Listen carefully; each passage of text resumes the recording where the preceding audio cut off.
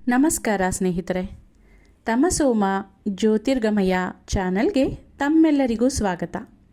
ಈ ದಿನ ನಾವು ಶ್ರೀ ಸಾಯಿ ಸಚ್ಚರಿತೆಯ 27ನೇ ಅಧ್ಯಾಯದ ಬಗ್ಗೆ ತಿಳಿದುಕೊಳ್ಳೋಣ.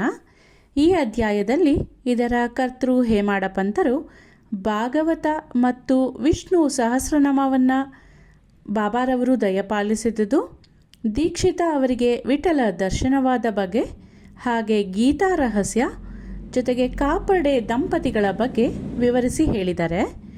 ಬಾಬಾ ಅವರು ತಮ್ಮ ಭಕ್ತರಿಗೆ ಧಾರ್ಮಿಕ ಗ್ರಂಥಗಳನ್ನು ತಮ್ಮ ಸ್ವಹಸ್ತದಿಂದ ಕೊಟ್ಟು ಪುನೀತರನ್ನಾಗಿ ಮಾಡಿ ಹೇಗೆ ಅನುಗ್ರಹಿಸುತ್ತಿದ್ದರು ಅನ್ನೋದನ್ನು ಈ ಅಧ್ಯಾಯದಲ್ಲಿ ಹೇಮಾಡ ಪಂತರು ವಿವರಿಸಿ ಹೇಳಿದ್ದಾರೆ.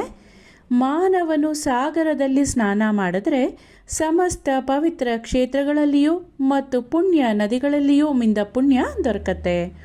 ಅವನು ಸದ್ಗುರುವಿಗೆ ನಮಿಸಿದ್ರೆ ತ್ರಿಮೂರ್ತಿಗಳಿಗೂ ಮತ್ತು ಪರಬ್ರಹ್ಮನಿಗೂ ನಮಸ್ಕರಿಸಿದ ಪುಣ್ಯ ಲಭಿಸತ್ತೆ.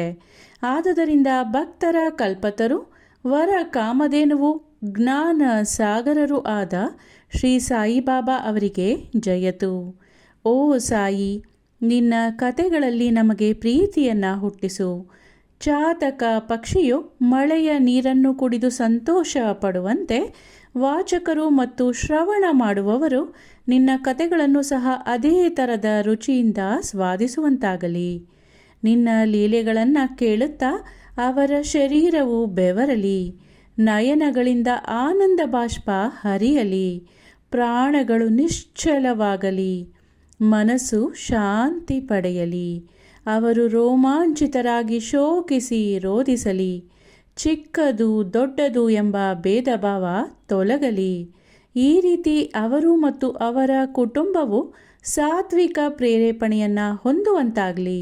ಇವು ಲಭಿಸಿದ್ದಾದರೆ ಅವರಿಗೆ ಗುರುವಿನ ಕೃಪಾಕಟಾಕ್ಷ ಲಭಿಸಿತು ಅಂತಾನೆ ಅರ್ಥ.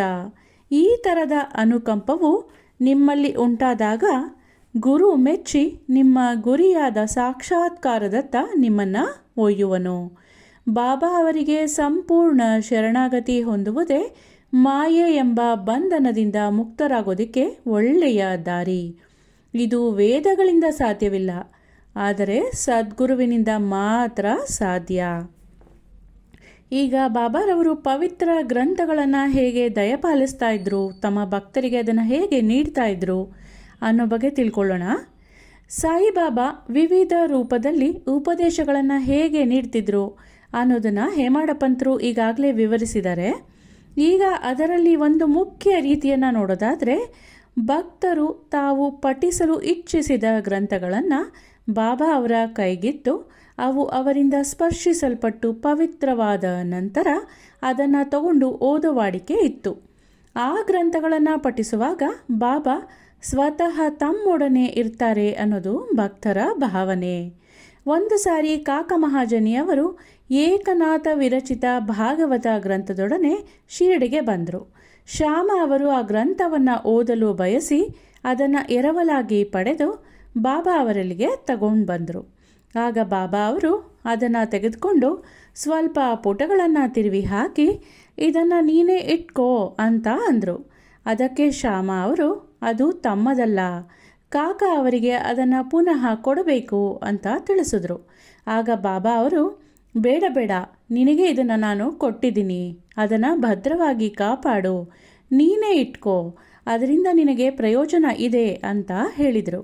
ಈ ರೀತಿ ಬಾಬಾ ಅವರು ಶ್ಯಾಮ ಅವರಿಗೆ ಅನೇಕ ಗ್ರಂಥಗಳನ್ನು ಈಗಾಗಲೇ ದಯಪಾಲಿಸಿದರು.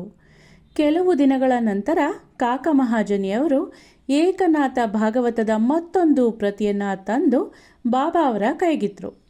ಆಗ ಬಾಬಾ ಅವರು ಅದನ್ನು ಸ್ಪರ್ಶಿಸಿ ಇದನ್ನು ಕಾಪಾಡು ಅಂತ ಹೇಳಿ ಕಾಕ ಅವ್ರಿಗೆ ಅದನ್ನು ಹಿಂತಿರುಗಿಸಿದ್ರು.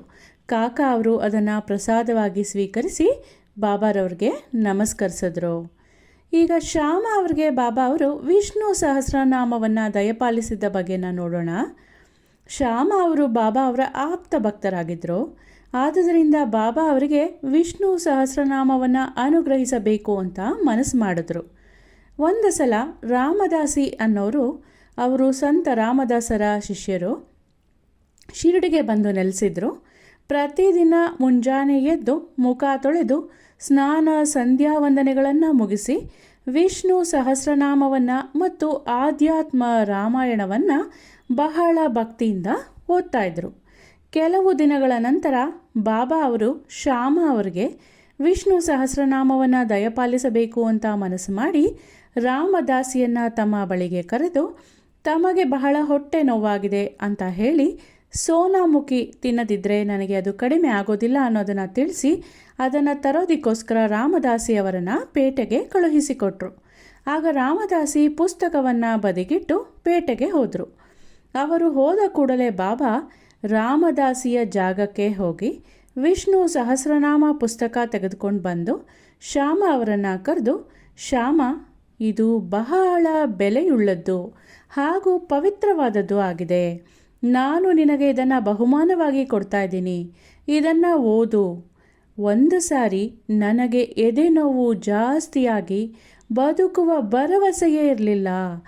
ಆಗ ಈ ವಿಷ್ಣು ಸಹಸ್ರನಾಮ ಪುಸ್ತಕವನ್ನು ನನ್ನ ಎದೆಗೆ ಒತ್ತಿಕೊಂಡು ಇಟ್ಕೊಂಡಿದ್ದೆ. ನನಗೆ ಎಂಥ ವಿರಾಮ ದೊರಕಿತು ಅಂತ ನಿನಗೆ ಗೊತ್ತಾ? ಆ ದೇವರೇ ಕೆಳಗಿಳಿದು ಬಂದು ನನ್ನನ್ನು ರಕ್ಷಿಸಿದಂತೆ ನನಗೆ ಭಾಸವಾಯಿತು. ನೀನು ಇದನ್ನು ನಿಧಾನವಾಗಿ ಶ್ರದ್ಧೆ ಮತ್ತು ಭಕ್ತಿಯಿಂದ ಓದು. ದಿನಕ್ಕೊಂದು ಬಾರಿಯಾದರೂ ವಿಷ್ಣು ನಾಮವನ್ನು ಉಚ್ಚರಿಸು. ನಿನಗೆ ಕಲ್ಯಾಣ ಆಗತ್ತೆ ಅಂತ ಹೇಳಿ ಅವರ ಕೈಗೆ ಆ ಪುಸ್ತಕವನ್ನು ಕೊಟ್ಟರು. ಆಗ ಶ್ಯಾಮ ಅವರು, ಆ ಪುಸ್ತಕದ ಮಾಲೀಕರು ರಾಮದಾಸಿ ಅಂತ, ಅವರು ಹುಂಬರು, ತಲೆ ತಿರುಕರು, ಆದುದರಿಂದ ತಮ್ಮೊಡನೆ ಜಗಳ ಆಡ್ತಾರೆ ಅಂತ, ಜೊತೆಗೆ ತಮಗೆ ಸಂಸ್ಕೃತ ಸರಿಯಾಗಿ ಅರ್ಥನೂ ಆಗೋದಿಲ್ಲ ಅಂತ ಹೇಳಿ ಆ ಪುಸ್ತಕವನ್ನು ತೆಗೆದುಕೊಳ್ಳೋದಕ್ಕೆ ನಿರಾಕರಿಸಿದ್ರು. ರಾಮದಾಸಿಯ ಮೇಲೆ ತಮ್ಮನ್ನು ಎತ್ತಿ ಕಟ್ಟಬೇಕು ಅಂತ ಬಾಬಾ ಇಚ್ಛಿಸಿದ್ದಾರೆ ಅಂತ ಶ್ಯಾಮ ಭಾವಿಸಿದ್ರು. ಬಾಬಾ ಅವರ ಇಂಗಿತ ಶ್ಯಾಮ ಅವ್ರಿಗೆ ತಿಳಿದಿರಲಿಲ್ಲ.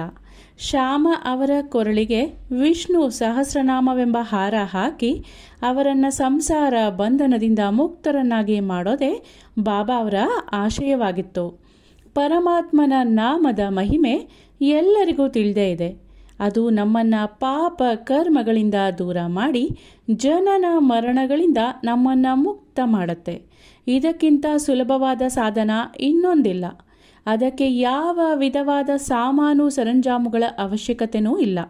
ಅದಕ್ಕೆ ನಿಬಂಧನೆಗಳೂ ಇಲ್ಲ. ಅದು ಎಷ್ಟು ಸುಲಭ ಸಾಧ್ಯವೋ ಅಷ್ಟೇ ಪರಿಣಾಮಕಾರಿ ಕೂಡ. ಆದುದರಿಂದನೇ ಬಾಬಾ ಅವರು ಶ್ಯಾಮ ಅವರಿಗೆ ಅದನ್ನು ತೆಗೆದುಕೊಳ್ಳೋದಕ್ಕೋಸ್ಕರ ಒತ್ತಾಯ ಪಡಿಸಿದ್ರು. ಆ ಸಮಯದಲ್ಲಿ ರಾಮದಾಸಿ ಅವರು ಸೋನಾಮುಖಿಯೊಡನೆ ಹಿಂತಿರುಗಿ ಬಂದರು. ಆ ಸಂದರ್ಭದಲ್ಲಿ ಅಲ್ಲಿಯೇ ಇದ್ದ ಅಣ್ಣ ಚಿಂಚಣಿಕರರವರು ನಾರದರ ಪಾತ್ರ ವಹಿಸಿ ನಡೆದ ಸಮಾಚಾರವನ್ನು ಕೂಡಲೇ ರಾಮದಾಸಿ ಅವರಿಗೆ ತಿಳಿಸಿದ್ರು. ಇದನ್ನು ಕೇಳಿ ರಾಮದಾಸಿ ಬಹಳನೇ ಕೋಪಗೊಂಡು ಶ್ಯಾಮ ಅವರ ಬಳಿಗೆ ಬಂದು, ಈ ಪುಸ್ತಕವನ್ನು ಪಡೆಯೋದಕ್ಕೋಸ್ಕರನೇ ಬಾಬಾ ಅವರಿಗೆ ಹೊಟ್ಟೆ ನೋವು ಅಂತ ಸುಳ್ಳು ಹೇಳಿ ನನ್ನನ್ನು ಸೋನಾಮುಖಿ ತರೋದಕ್ಕೆ ಕಳಿಸ್ಕೊಟ್ಟಿದ್ದಕ್ಕೆ ನೀವೇ ಕಾರಣರು ಅಂತ ಶ್ಯಾಮ ಅವರನ್ನು ಗದರಿಸಿದ್ರು. ಶ್ಯಾಮ ಅವರನ್ನು ತೆಗೊಳ್ಳೋದಕ್ಕೆ ಶುರು ಮಾಡಿದ್ರು. ಪುಸ್ತಕವನ್ನು ಮರಳಿ ಕೊಡದಿದ್ದರೆ ನಿಮ್ಮ ತಲೆ ಒಡಿತೀನಿ ಅಂತ ರಾಮದಾಸಿ ಹೇಳಿದ್ರು. ಆಗ ಶ್ಯಾಮ ಅವರು ಶಾಂತ ರೀತಿಯಿಂದ ಅವರೊಡನೆ ಮಾತನಾಡಿದ್ರು ಕೂಡ ಅದು ವಿಫಲವಾಯಿತು. ನಂತರ ಬಾಬಾ ರಾಮದಾಸಿಯನ್ನು ಕುರಿತು, ರಾಮದಾಸಿ, ಹೀಗೇಕೆ ವರ್ತಿಸ್ತಾ ಇದೆಯಾ? ಏತಕ್ಕೆ ಕೋಪಗೊಂಡಿದ್ಯಾ? ಶ್ಯಾಮ ನಮ್ಮ ಹುಡುಗನೇ ಅಲ್ಲವೇ? ಅನಾವಶ್ಯಕವಾಗಿ ಅವನನ್ನೇಕೆ ತೆಗಳುವೆ? ಇದೇನು ಈಚೆಗೆ ಬಹಳ ಜಗಳಗಂಟನಾಗಿರುವೆ ನೀನು? ನಿನಗೆ ಮೃದು ನುಡಿ ಬಾರವೇ? ಪ್ರತಿನಿತ್ಯವೂ ಪವಿತ್ರ ಗ್ರಂಥಗಳನ್ನು ಪಠಿಸ್ತ್ಯಾ? ಆದರೂ ನಿನ್ನ ಮನಸ್ಸು ಶುಚಿಯಾಗಿಲ್ವಾ? ನಿನ್ನ ಕೋಪಕ್ಕೆ ಯಾವುದೇ ಮಿತಿ ಇದ್ದಂತಿಲ್ಲ. ನೀನೆಂಥ ರಾಮದಾಸಿ? ಸಕಲ ವಸ್ತುಗಳಲ್ಲಿಯೂ ವಿರಕ್ತಿಯನ್ನು ತೋರಿಸಬೇಕು. ನಿಜವಾದ ರಾಮದಾಸಿಗೆ ಮಮತೆ ಅನ್ನೋದು ಇರೋದಿಲ್ಲ. ಕೇವಲ ಒಂದು ಪುಸ್ತಕಕ್ಕಾಗಿ ಶ್ಯಾಮನೊಡನೆ ನೀನು ಜಗಳ ಆಡುತ್ತಿ. ಹೋಗು, ನಿನ್ನ ಸ್ಥಾನದಲ್ಲಿ ಕುಳಿತುಕೋ. ಹಣದಿಂದ ಎಷ್ಟಾದರೂ ಪುಸ್ತಕ ಕೊಳ್ಳಬಹುದು. ಜನರನ್ನು ಕೊಳ್ಳೋದಕ್ಕೆ ಸಾಧ್ಯನಾ? ಸರಿಯಾಗಿ ಯೋಚಿಸಿ ನೋಡು. ವಿವೇಕಶಾಲಿಯಾಗು. ಆ ಪುಸ್ತಕದ ಬೆಲೆ ಏನು? ಶ್ಯಾಮನು ಇದಕ್ಕೆ ಸಂಬಂಧಪಟ್ಟವನಲ್ಲ. ನಾನೇ ಆ ಪುಸ್ತಕವನ್ನು ಅವನಿಗೆ ಕೊಟ್ಟಿದ್ದೀನಿ. ನೀನು ಈಗಾಗಲೇ ವಿಷ್ಣು ಸಹಸ್ರನಾಮವನ್ನು ಬಾಯಿಪಾಠ ಮಾಡಿದ್ಯಾ. ಶ್ಯಾಮನು ಸಹ ಅದನ್ನೋದಿ ಲಾಭ ಪಡಿಲಿ ಅಂತ ಬಾಬಾರವರು ಹೇಳಿದ್ರು. ಎಂಥ ಮಧುರವಾಣಿ ಬಾಬಾ ಅವರದು. ಇದರ ಪರಿಣಾಮ ಆಶ್ಚರ್ಯಕರವಾಯಿತು. ರಾಮದಾಸಿ ಕೂಡಲೇ ಶಾಂತನಾಗಿ ಶ್ಯಾಮ ಅವರನ್ನು ಕರೆದು ವಿಷ್ಣು ಸಹಸ್ರನಾಮಕ್ಕೆ ಬದಲಾಗಿ ಪಂಚರತ್ನ ಗೀತೆಯನ್ನು ಕೊಡೋದಕ್ಕೆ ಕೇಳಿದ್ರು. ಅದಕ್ಕೆ ಶ್ಯಾಮ ಒಂದೇ ಏಕೆ 10 ಪ್ರತಿಗಳನ್ನು ಕೊಡ್ತೀನಿ ಅಂತ ಹೇಳಿದ್ರು. ಈ ರೀತಿ ಇಬ್ಬರಿಗೂ ರಾಜಿಯಾಯಿತು. ರಾಮದಾಸಿಯು ಪಂಚರತ್ನ ಗೀತೆಯನ್ನು ಏಕೆ ಕೇಳಿದ್ರು, ಪ್ರತಿನಿತ್ಯವೂ ಬಾಬಾರವರ ಮುಂದೆ ಏಕೆ ಧಾರ್ಮಿಕ ಗ್ರಂಥಗಳನ್ನು ಓದ್ತಾ ಇದ್ರು, ಶ್ಯಾಮ ಅವರ ಒಡನೆ ಜಗಳ ಆಡಿದ ಪ್ರಸಂಗ ಯಾಕೆ ಎನ್ನೋ ಪ್ರಶ್ನೆ ಉದ್ಭವಿಸಬಹುದು. ಹೀಗೆ ನಡೆಯದಿದ್ದರೆ ವಿಷ್ಣು ಸಹಸ್ರನಾಮದ ಮಹತ್ವ ವ್ಯಕ್ತವಾಗ್ತಾ ಇರಲಿಲ್ಲ. ಈ ರೀತಿ ಬಾಬಾರವರ ಉಪದೇಶದ ವೈಖರಿ ಅದ್ವಿತೀಯವಾಗಿದ್ದಿತು. ನಂತರ ಶ್ಯಾಮ ಆ ಪುಸ್ತಕ ಓದಿ ಚೆನ್ನಾಗಿ ಅರ್ಥ ಮಾಡಿಕೊಂಡು ಪುಣೆಯ ಇಂಜಿನಿಯರಿಂಗ್ ಕಾಲೇಜಿನ ಪ್ರೊಫೆಸರ್ ಜಿ ನಾರ್ಕೆ ಅವರಿಗೆ ಅದನ್ನು ವಿವರಿಸುವಷ್ಟು ಸಮರ್ಥರಾದರು. ಈಗ ವಿಠ್ಠಲ ದರ್ಶನದ ಬಗ್ಗೆ ಏನು ವಿವರಣೆ ನೀಡಿದ್ದಾರೆ ಅಂತ ನೋಡೋಣ. ಒಂದು ದಿನ ಕಾಕಾ ಸಾಹೇಬರು ಬೆಳಗ್ಗೆ ಸ್ನಾನವಾದ ಬಳಿಕ ಜಪ ಮಾಡ್ತಾ ಇದ್ದಾಗ ವಿಠ್ಠಲನ ದರ್ಶನವಾಯಿತು. ನಂತರ ಮಸೀದಿಗೆ ಹೋದಾಗ ಸಾಯಿಬಾಬಾ ಅವರು ಕಾಕಾ ಸಾಹೇಬ್ರನ್ನ ಕುರಿತು, ವಿಠ್ಠಲನ ದರ್ಶನವಾಯಿತೆ, ಅವನು ಬಹುತುಂಟ, ಭದ್ರವಾಗಿ ಹಿಡಿದುಕೋ, ಇಲ್ಲದಿದ್ದರೆ ತಪ್ಪಿಸಿಕೊಳ್ಳುವನು ಅಂತ ಹೇಳಿದ್ರು. ಸರಿಯಾಗಿ ಮಧ್ಯಾಹ್ನದ ಹೊತ್ತಿಗೆ ಒಬ್ಬನು ಪಂಢರಪುರದ ವಿಠ್ಠಲನ 20-25 ಫೋಟೋಗಳನ್ನು ಮಾರೋದಿಕ್ಕೆ ಶಿರಡಿಗೆ ಬಂದ. ಕಾಕಾ ಅವರು ಕೂಡಲೇ ಆ ಫೋಟೋ ನೋಡಿ ಅವರು ತಾವು ಧ್ಯಾನಾಸಕ್ತರಾಗಿದ್ದಾಗ ಕಂಡ ವಿಠ್ಠಲನ ಮೂರ್ತಿಯಂತೆಯೇ ಇದ್ದುದನ್ನು ಕಂಡು ಚಕಿತರಾದರು. ಆಗ ಬಾಬಾ ಅವರ ಮಾತುಗಳನ್ನು ನೆನಪಿಗೆ ತಂದುಕೊಂಡು ಕೂಡಲೇ ಭಕ್ತಿಯಿಂದ ಒಂದು ಫೋಟೋವನ್ನು ಖರೀದಿಸಿ ಅದನ್ನು ತಂದು ಪೂಜಾಗೃಹದಲ್ಲಿ ಇಟ್ಟು ಪೂಜಿಸತೊಡಗಿದ್ರು. ಈಗ ಗೀತಾ ರಹಸ್ಯದ ಬಗ್ಗೆ ನೋಡೋಣ. ಬಾಬಾ ಬ್ರಹ್ಮವಿದ್ಯೆ ಅಭ್ಯಾಸ ಮಾಡೋರನ್ನ ಯಾವಾಗಲೂ ಬಹಳ ಪ್ರೀತಿಸ್ತಾ ಇದ್ರು. ಒಂದು ಸಾರಿ ಬಾಪು ಸಾಹೇಬ ಜೋಗ ಅವರಿಗೆ ಲೋಕಮಾನ್ಯ ತಿಲಕ ಅವರಿಂದ ರಚಿತವಾದ ಗೀತಾ ರಹಸ್ಯ ಅನ್ನೋ ಪುಸ್ತಕ ಅಂಚೆ ಮೂಲಕ ಬಂತು.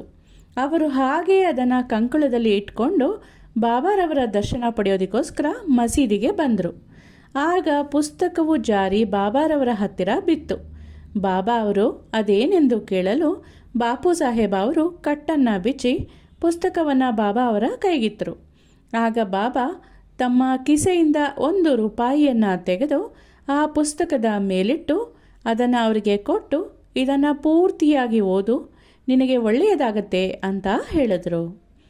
ಈಗ ಕಾಪರ್ಡೆ ದಂಪತಿಗಳ ಬಗ್ಗೆ ತಿಳ್ಕೊಳ್ಳೋಣ.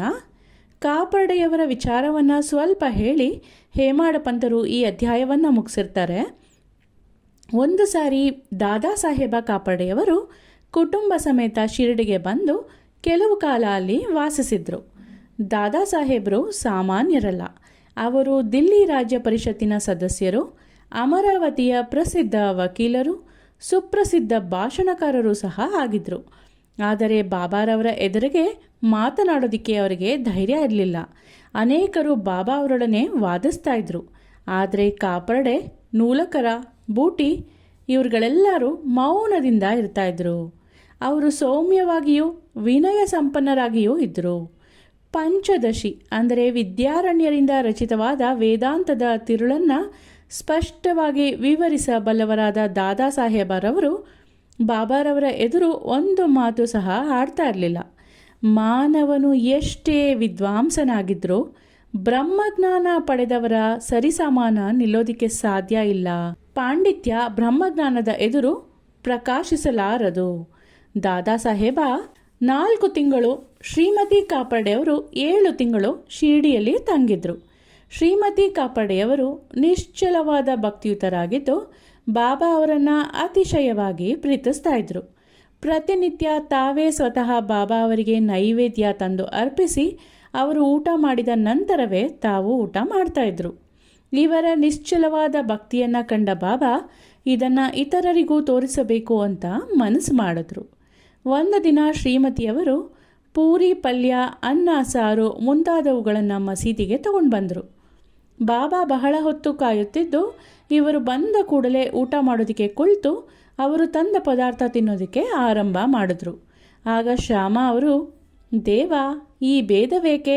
ಇತರರು ತಂದ ನೈವೇದ್ಯವನ್ನು ಕಣ್ಣೆತ್ತಿಯೂ ಸಹ ನೋಡದೆ ಶ್ರೀಮತಿ ಕಾಪಾಡೆಯವರ ಆಹಾರವನ್ನು ಮಾತ್ರ ಸ್ವೀಕರಿಸ್ತಾ ಇದ್ರಿ, ಇದು ನ್ಯಾಯವೇ ಹೇಳಿ ಅಂತ ಕೇಳಿದ್ರು. ಆಗ ಬಾಬಾ, ಇದು ನಿಜವಾಗಿಯೂ ವಿಶೇಷವಾದ ಅಡಿಗೆ. ಈ ಮಹಿಳೆ ಮೊದಲು ಒಬ್ಬ ವರ್ತಕನ ಹಸುವಾಗಿ ಬಹಳ ಕಾಲ ಹಾಲು ಕೊಡುತ್ತಿದ್ಲು. ನಂತರ ತೋಟಗಾರನ ವಂಶದಲ್ಲಿಯೂ ಕ್ಷತ್ರಿಯ ಕುಲದಲ್ಲಿಯೂ ಹುಟ್ಟಿ ವರ್ತಕನನ್ನು ಮದುವೆಯಾದ್ಲು. ನಂತರ ಬ್ರಾಹ್ಮಣ ಕುಲದಲ್ಲಿ ಹುಟ್ಟಿದ್ಲು. ಇವಳನ್ನು ಬಹಳ ಕಾಲದ ನಂತರ ನಾನು ನೋಡ್ತಾ ಇದ್ದೀನಿ. ಆದುದರಿಂದ ಅವಳ ಪ್ರೀತಿಯ 2 ತುತ್ತುಗಳನ್ನು ಸ್ವೀಕರಿಸ್ತಾ ಇದ್ದೀನಿ ಅಂತ ವಿವರಿಸಿದ್ರು. ಹೀಗೆ ಹೇಳಿ ಊಟ ಮುಗಿಸಿ ತೃಪ್ತಿಯಿಂದ ಆಸನದಲ್ಲಿ ಬಂದು ಕುಳಿತುಕೊಂಡ್ರು. ಆಮೇಲೆ ಶ್ರೀಮತಿ ಕಾಪಾಡೆ ಬಾಬಾ ಅವರ ಪಾದ ಸಂವಾದನ ಮಾಡುತ್ತಾ ಕುಳಿತುಕೊಂಡ್ರು. ಇದನ್ನು ನೋಡಿ ಶ್ಯಾಮ, ಸೇವೆ ಚೆನ್ನಾಗಿ ನಡೀತಾ ಇದೆ. ದೇವರು ಮತ್ತು ಭಕ್ತರು ಒಬ್ಬರಿಗೊಬ್ಬರು ಅನ್ಯೋನ್ಯವಾಗಿ ಸೇವೆ ಮಾಡ್ತಿರೋ ಈ ದೃಶ್ಯವೇ ರಮ್ಯ, ಅದ್ಭುತವಾದದ್ದು ಅಂತ ಹೇಳಿದ್ರು. ಅವರ ನಿಸ್ಪೃಹ ಸೇವೆಯನ್ನು ಸ್ವೀಕರಿಸಿದ ಬಾಬಾ ತಾಯಿಯವರನ್ನು ಕುರಿತು ಮೃದುವಾಗಿ, ರಾಜಾರಾಮ ರಾಜಾರಾಮ ಅಂತ ನುಡಿದ್ರೆ ಸಾಕು, ನಿಮ್ಮ ಕಷ್ಟಗಳೆಲ್ಲವೂ ದೂರವಾಗತ್ತೆ ಅಂತ ಹೇಳಿದ್ರು. ಧಾರ್ಮಿಕ ವಿಚಾರಗಳ ಅನುಭವ ಇಲ್ಲದವರಿಗೆ ಇದು ಸಾಮಾನ್ಯವಾಗಿ ಕಾಣಬಹುದು, ಆದರೆ ನಿಜವಾಗಿಯೂ ಅದು ಹಾಗಲ್ಲ. ಇದೇ ಅಮೂಲ್ಯವಾದ ಶಕ್ತಿಪಾತ, ಅಂದರೆ ಗುರುವು ಶಿಷ್ಯನಿಗೆ ತನ್ನ ಶಕ್ತಿಯನ್ನು ವರ್ಗಾಯಿಸುವುದು. ಬಾಬಾರವರ ವಾಕ್ಯಗಳು ಎಂತಹ ಪರಿಣಾಮಕಾರಿ! ಒಂದೇ ಕ್ಷಣದಲ್ಲಿ ಅವು ಕಾಪಾಡೆ ತಾಯಿಯ ಹೃದಯದಲ್ಲಿ ನೆಲೆಸಿದ್ವು. ಈ ಕತೆ ಗುರುವಿಗೂ ಶಿಷ್ಯನಿಗೂ ಇರಬೇಕಾದ ಸಂಬಂಧವನ್ನು ವಿವರಿಸುತ್ತೆ. ಇಲ್ಲಿಗೆ ಈ ಅಧ್ಯಾಯ ಮುಕ್ತಾಯವಾಯಿತು. ಮುಂದಿನ ಅಧ್ಯಾಯದೊಂದಿಗೆ ಮತ್ತೆ ಭೇಟಿ ಮಾಡೋಣ. ಶ್ರೀ ಸಾಯಿ ಪ್ರಣಾಮ. ಧನ್ಯವಾದಗಳು.